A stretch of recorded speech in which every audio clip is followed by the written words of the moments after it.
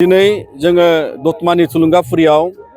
बड'फा उपेन्द्रनाथ ब्रह्मनि 70थि जोनोम सान जोङो फालिदों आरो बेखौ फालिनायाव जों गोबाव समनिफ्राय जिहेतु फरायसा सान हिसाबै फालिबोदों। बेजों लोगोसे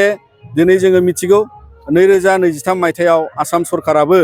बेबायदिनो बड'लेण्ड सरकाराबो दिनैनि दिनाव बिथांमोना फरायसा सान जि फालिनायनि मोनसे सरकारि भाबै गनायथि बेखौ होनाय जादों आरो बिनि सायाव जोङो गोजोननाय मोनो। मानोना दिनै जोङो दिनैनि बे फालिनायजों लोगोसे जोङो माखासे दुलाराय बर' फरायसा आफादा खावलायनो सानो जे साफ्रोम फरायसाफ्रा बड'फानि जिउनि जे फरायसा समनिफ्राय जुजिनाय थासारिखौ लानानै दावगानाय बिथांनिफ्राय जोङो गोबां सोलोंनांगौ दङ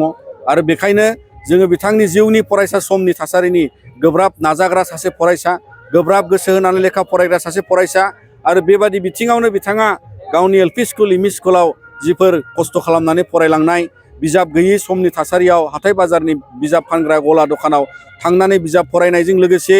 बिथाङा सासे हाइ स्कुल स्टेजाव लेटार मार्क आरो बेबादिनो डिस्टिंसन लानानै दावगालांनाय फरायसा सासे जाफुंसार बिथाङा फरायसामोन आरो बेबादिनो दानि आथिखालनि कटन इउनिभारसिटि जाबाय, बै समाव कटन कलेजमोन। बिथाङा बावहाय बिएससि डिग्रि लानायनि उनाव आरो गुवाहाटी इउनिभारसिटियाव मास्टार डिग्रि लाबाय, साइन्सनि सासे फरायसा हिसाबै एमएससि डिग्रि लादोंमोन आरो बेबादिनो बिथाङा फरायसानि जे मोनसे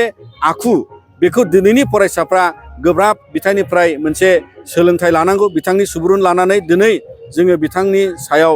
बिथांनि फरायसानि जिउनिफ्राय थुलुंगानायखौ लानानै दावगालांनांगौ। बेजों लोगोसे बिथाङा बर' माहारिनि थाखाय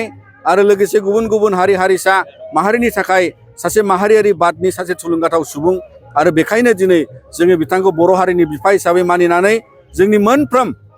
बर' हारिनि सोलोंथाइ, रावखान्थि आरो दिनै जोंनि बिजोंनि दावगाथायनि आन्दोआव बे गासै बिथांनि नाजानायजों फोजाखांनायजों दिनै मोनफ्रोमबो खोन्दोनि सुबुङा बर' हारिनि गेजेराव बिथांनि दुलाराय बर' फरायसा आफादनि आफादगिरि थानाय समाव दैदेननाय जि आलादा रायजोनि सोमावसारनायमोन, बै समनिफ्राय गासैबो खोन्दोनि सुबुंफोरखौ बिथाङा फोजाखांदोंमोन। आबादारिखौ लानानै, साख्रि आवलाखौ लानानै, फरायसाफोरखौ लानानै आरो आइजो माहारिखौ लानानै जाहाथे मोनसे हारिया गेरेमसा हारि जानांगौआव गावनि मोन्थायखौ लानानै, गावनि खुंथाइ गोहोखौ लानानै भारतनि सिङाव गावनि मोनसे गोहोजों खुंथाइ बेबस्थायाव गायसननांगौनि थाखाय दिनै जोङो बिथांनि बे नाजानाय, बिथांनि बे सुबुरुनजों सोमावसारनाय गोबां जालांबाय। गणतान्त्रिक आन्दलन, सोलायनि आन्दलन, बिनि उनाव जोङो बिएससि, बिटिसि, दा दिनै बिटिआर जोंनि खुंथाइ बेबस्था बर'फ्रा आसामाव जे बर' कसारि वेलफेयार अट'नमास काउन्सिल लानानै आरो बे आइडेन्टिटिनि मोनसे स्ट्रागोलनिफ्राय फरायसाफ्रा बिनिफ्रायबो सोलोंनो गोनां दं जे आथिखालनि जुगनि फरायनायाव दिनैनि मोगा-मोगि जुगाव आर्टिफिशियेल इन्टेलिजेन्स, इनफरमेशन टेक्न'लजिनि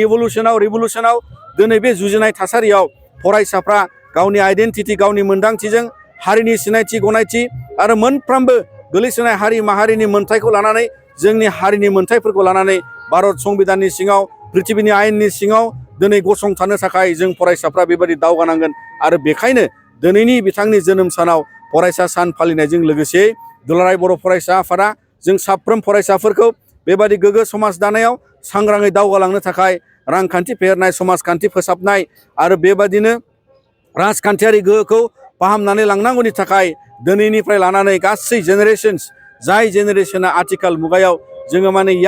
जाय बिथांमोना दिनैनि जेड जेनेरेशननि मुगायाव बाहागो जाफैबाय आरो जों गासै मिलेनियेल मुगानि गासै थासारिखौ जों मोगा-मोगि नुबाय आरो बेजों दावगानायाव फरायसाफ्रा गोथार गोसो लानानै, गोथौ गोसो लानानै, नाजाथाबनायखौ लानानै बिथांमोना जिउआव जुजिनायजों लोगोसे हारि जौगानाय, जोंनि हादोर जौगानाय आरो बड'लेण्ड दावगानांगौनि थाखाय आलादा मोनसे जोंनि खुंथाइ बेबस्थाखौ माने बांहोनानै जोंनि संबिधाननि सिङाव रायजो सोरजिनांगौनि खाथियाव जोङो दिनै दावगालांनांगोन आरो बेनिखायनो दुलाराय बर' फरायसा आफादा नोंथांमोननि गेजेरजों दिनै गासै माहारिखौ आरो फरायसा हान्जाखौ जोङो खावलायहरो जाहाथे बड'फानि बे नेरसोनजों बड'फानि बिथांनि जे गोजोरथि मोनसे थांखिया अराय गोजोर जानानै थायो।